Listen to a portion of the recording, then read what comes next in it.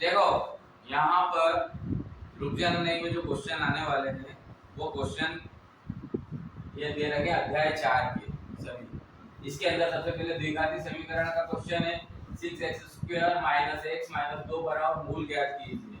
ऐसे कैसे मूल ज्ञात करना है सूत्र विधि से। फिर उसके बाद ऐसे ही दो संख्याओं को ज्ञात कीजिए जिनके 27 और गुणनफल 182 हो। चौथा सवाल है पूर्ण वर्ग विधि से समीकरण के मूल हल निकालिए या ज्ञात कीजिए। मूलों की प्रकृति ज्ञात कीजिए। यहाँ प्रकृति बतानी है। इसमें के क्वेश्चन ऑब्जेक्टिव में आते हैं। द्विघाती समीकरण के k का मान ज्ञात कीजिए। उसके दो बराबर मूल हो सकते हैं। इनमें द्विघाती समीकरण में k का मान ज्ञात करने वाला क्वेश्चन है। अब यहाँ पर हम देख रहे हैं सबसे पहले सवाल जो पहला सवाल था उसको डायरेक्ट बता रहा है 6x² - x और -2 दे रखा है। ठीक है। अब इसके अंदर 6 और 2 तो हम दोनों को लेंगे तो 6 × 2 कितना आएगा 12 आएगा। मतलब हमारे को गुणे में ऐसी संख्या चाहिए जो 12 हो। मतलब पहाड़ा किस किस के पहाड़े में 12 आते। अब यहाँ पे जिसके पहाड़े में 12 आते हैं और उन दोनों संख्याओं से मिला के यहाँ की संख्या बीच की बननी चाहिए। अब यहाँ बीच की संख्या कौन सी है 1 से। मतलब यहाँ पर क्या है 1। तो 6 और 2 से 1 बना सकते हैं क्या जोड़ के या घटा के। नहीं बना सकते क्योंकि 6 और 2 8 होते हैं और 6 में से 2 जाएंगे तो 4 होते हैं। तो हम कौन सा पहाड़ा लेंगे 4 × 3 12। 4 × 3 12 मतलब 4 में से 3 जाएगा तो 1 बच जाएगा और गुणा होगा तो 12 हो जाएगा। इसलिए हमने यहाँ x की जगह क्या लिया 4 ऋण 3 ले लिया। अब 4 ऋण 3 लिया तो यहाँ पर x का गुणा हो गया इसमें -4x प्लस 3x माइनस का 2। अब इन दोनों में से क्या कॉमन आ रहा है यहाँ पे कॉमन आ रहा है x। क्या आ रहा है x। और यहाँ 6 में से 4 और 6 और 4 जो है वो दोनों 2 के पहाड़े में आते हैं इसलिए इसमें से 2 कॉमन निकाल देते हैं। यहाँ हो गया 2x 3x - 4 धन 1। यहाँ पे 1 क्यों निकाला क्योंकि यहाँ पर कुछ भी कॉमन नहीं था। तो हम इनके गुणे में क्या मान सकते हैं कि 1 और 1 गुणे में है तो 1 कॉमन निकाल दिया। ये दोनों संख्याएं जब एक जैसी बन जाएगी 3x - 2 और 3x - 2 तो इन दोनों को हम निकाल देंगे कॉमन। और यहाँ से बचा ये 2x तो ये लिख दिया और धन 1 तो ये भी लिख दिया बराबर 0 जो चल ही रहा है। अब इन दोनों को 0 के बराबर कर दिया जैसे हमने शून्यांकों में करा था पहले। 3x - 2 बराबर 0 तो 3x ऐसा कैसा और ऋण 2 उधर चला जाएगा तो धन का 2 और x ऐसा कैसा 2 दे रखा है बटे में 3 आ जाएगा। यहाँ पर 2x धन 1 बराबर 0 तो धन का 1 उधर जाएगा बराबर के ऋण का 1 हो जाएगा और बटे में 2 आ जाएगा। ये दोनों आंसर हो गए और ये हो गए मूल।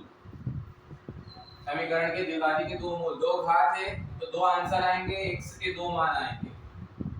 ठीक है।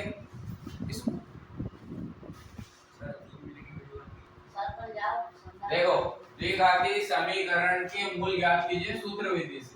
ये सवाल भी परीक्षा में आता है और बहुत सरल सवाल है। इससे हम मूल भी निकाल सकते हैं शून्यांक भी निकाल सकते हैं और गुणनखंड भी कर सकते हैं। ठीक है। अब इसमें सबसे पहले सूत्र तो ये होता है x = -b + -b² - 4ac/2a। ठीक है। अब यहाँ पर x² + 3x - 10 जो हमारे को यहाँ सवाल में दे रखा है। यहाँ पर ax² + bx + c = 0 से तुलना करने पर a = 1 b = ऋण 3 c = 10। सूत्र लगा दो। सूत्र यही वाला जो हमारे पास है x² - b ± √b² - 4ac/2a। या हम कह सकते हैं हिंदी में x = ऋण b धन ऋण करनी b² - 4ac/2a। यहाँ पर हमने बराबर करा -b का मान रखना है। माइनस तो माइनस की जगह आ गया और यहाँ जो माइनस है ये -3 ऐसा कैसा उठा के कोष्टक में लिख देंगे। प्लस माइनस दे रखा है ऐसा कैसा b की जगह फिर -3 लिखा करने लगी -4 1 और c की जगह -10 है तो -10। ये दो संख्याओं चिन्ह एक जैसे और इसलिए कोष्टक लगा दिया।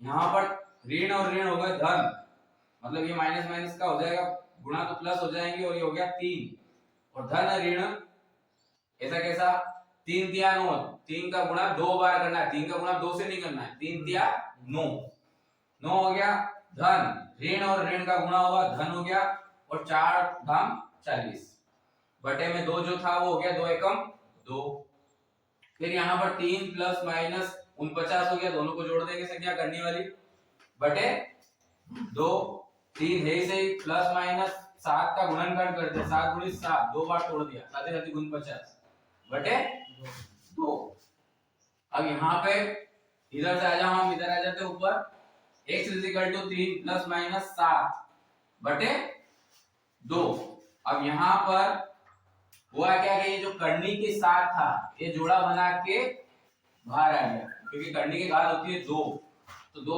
संख्याओं से एक बन जाती संख्या जुड़ जाता है फिर दोनों भाग को अलग अलग कर लिया एक बार प्लस में लिख दिया एक बार माइनस में लिख दिया 3 धन 7 10 हो गया बटे 2 5 से भाग लगा दिया यहाँ पर इसको घटा देंगे तो ऋण का 4 हो जाएगा बटे 2 और x भाग लगाने के बाद 2 दूनी 4 ऋण 2 ये दोनों इसके मूल ज्ञात हो गए ठीक है इन सवालों को आप ध्यान से एक बार देख लें और समझ लें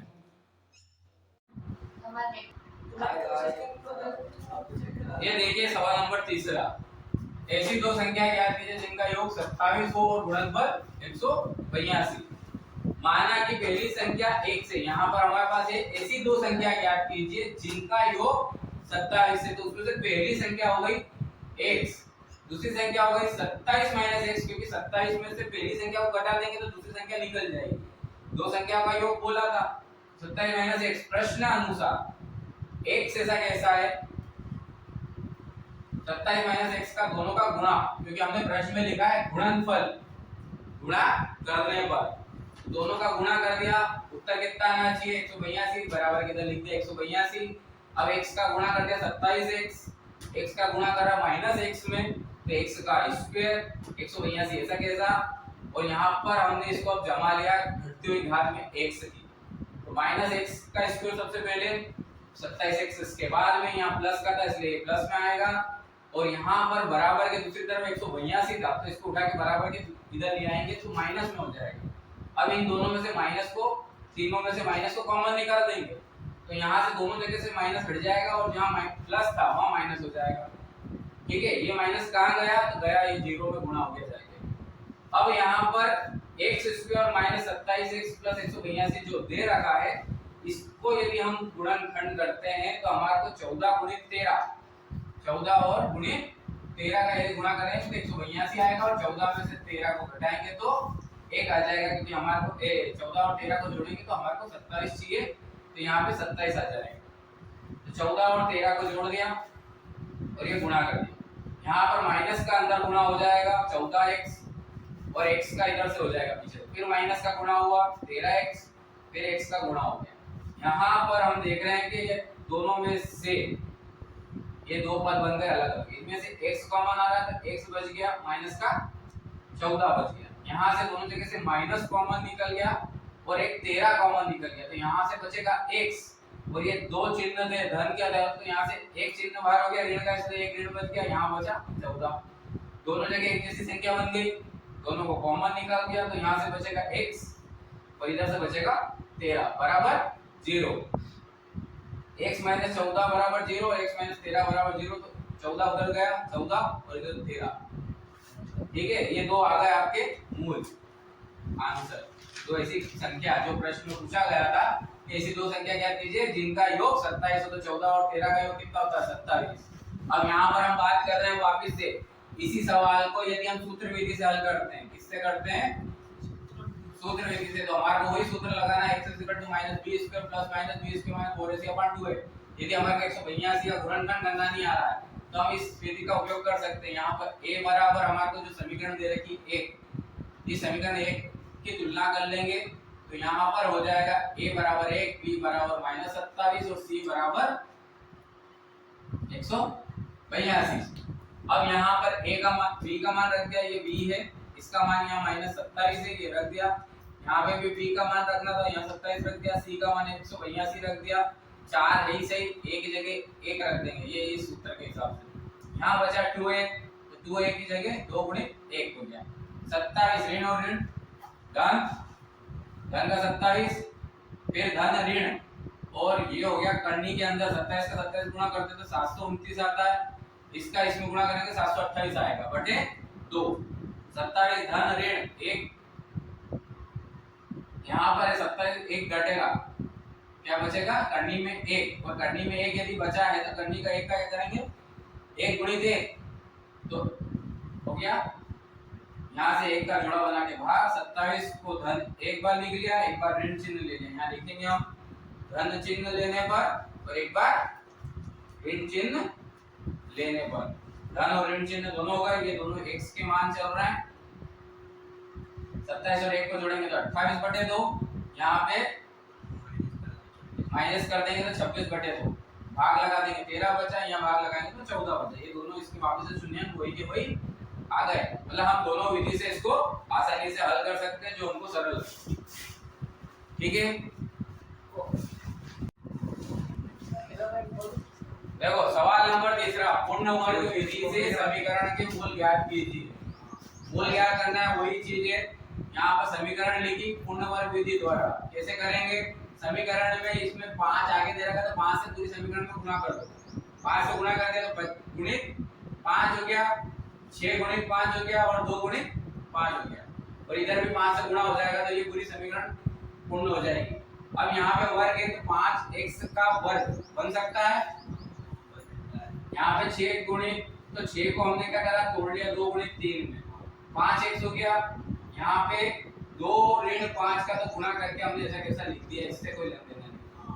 मगर यहाँ पे जो हमारा b वाला मान है जो हमारा इस सूत्र से तुलना करने पे आता है a² - 2ab + b² बराबर -b²। ये क्या करा हमने इससे तुलना करने के बाद जो मान बचा था हमारे पास a का मान हो गया 5x², b a का मान यहाँ पे भी 5 है और ये b का मान हो गया 3। ये जो b का मान था क्या था 3, इस 3 में धन ऋण कर दिया, एक बार जोड़ दिया 3 के वर्ग को और एक बार घटा दिया 3 के वर्ग को, तो ये पूरा क्या बन जाएगा a² + b² के लिए सूत्र बन जाएगा a² + b², तो -a - b का होल स्क्वायर चाहिए तो a 5 है 5x लिख दिया, b बराबर 3 है तो 3 लिख दिया। अब ये जो भाग बचा था हमारा ऋण 3 वर्ग और ऋण 10, तो ऋण का गुणा करेंगे 3 का वर्ग करेंगे 3 दिया 9 और 10 ऐसा कैसा दोनों ऋण है, ऋण ऋण की संख्या को जोड़ दिया 19, 5x - 3 का वर्ग जो है वो ऐसा कैसा -19 को डालेगा बराबर के, तो 19 और 5x - 3 धन ऋण में करनी चढ़ जाएगी क्योंकि यहाँ से वर्ग हट गया तो इधर वर्गमूल चढ़ जाएगा बराबर के दूसरी तरफ। 5x से ऋण का 3 उधर ले जाएंगे, धन का हो गया, धन की संख्या हो गई धन ऋण में 19, अभी बटे में ले जाएंगे तो एक बार धन में और एक बार ऋण में, तो इसके मूल हो गए एक बार 3 धन 19 और 5 एक बार ऋण में। ये हो गया हमारा आंसर। देखो अगला सवाल है पांचवा, मूल की प्रकृति। पहले तो हमारे को ये मालूम होना चाहिए मूलों की प्रकृति कैसे होती है। पहली बात तो यहाँ पर x की घात का समीकरण है, व्यापक समीकरण है x² - bx + c, इसकी प्रकृति हम निकालते हैं d से b² - 4ac द्वारा विभक्तर करते हैं इसको। अब इसमें पहला नियम होता है d का मान यदि 0 से छोटा है मतलब माइनस में यदि कोई संख्या आती है तो मूल क्या होंगे वास्तविक नहीं होंगे, काल्पनिक होंगे। फिर 2 d का मान यदि 0 के बराबर होता है मूल वास्तविक भी होता है और बराबर भी होता है। यदि तीसरा नियम की बात करें तो d का मान यदि 0 से बड़ा है तो मूल वास्तविक होंगे। अब d का मान कैसे आता है, d का मान आता है हमारे पास b² - 4ac के सूत्र से। यदि ये सूत्र में हम b a b c के मान मतलब जो हमारे पास समीकरण रहती है 2 3 और 4, ये a का मान ये b का मान और c का मान यदि हम यहाँ रखेंगे और हल करेंगे तो d का मान 0 से कम आता है माइनस में आता है तो वास्तविक नहीं है, 0 के बराबर आता है तो मूल वास्तविक के बराबर होते हैं और 0 से ज्यादा आता है तो मूल वास्तविक होंगे कंफर्मली। तो ये आप देखते रहिए और रुक जाना नहीं कि परीक्षा की तैयारी।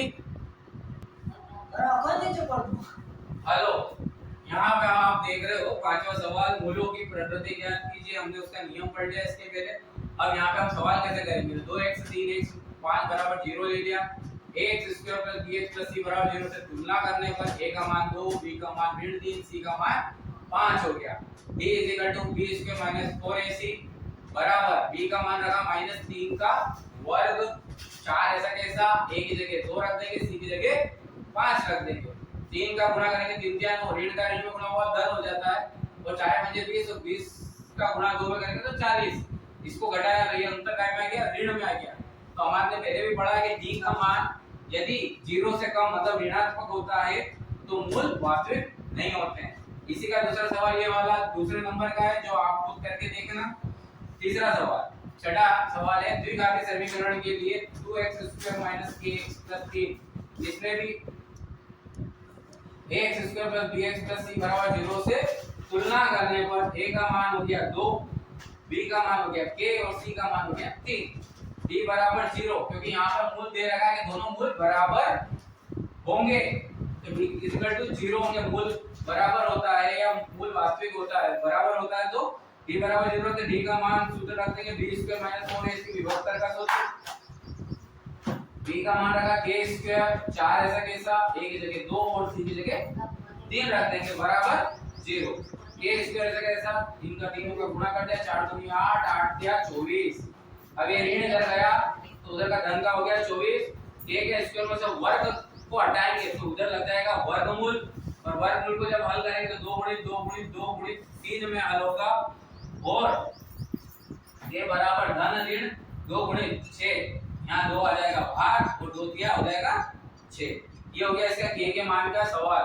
ये भी आपको परीक्षा में आता है 3 नंबर में, अनिवार्य रूप से इंपॉर्टेंट क्वेश्चन है, आप कर लेना, रुक जाना नहीं। और सप्लीमेंट्री परीक्षा में स्थायी रूप से यह सब काम करेंगे, और आपको दोनों जो चैनल है वो ढंग से देखें और हल करें। आप मॉडल कोचिंग क्लास के देखें, और अपने जो दोस्त है जिनको पूरक की परीक्षा है रुक जाना नहीं है, उनको भी ये लिंक सबमिट करें, आगे बढ़ाएं।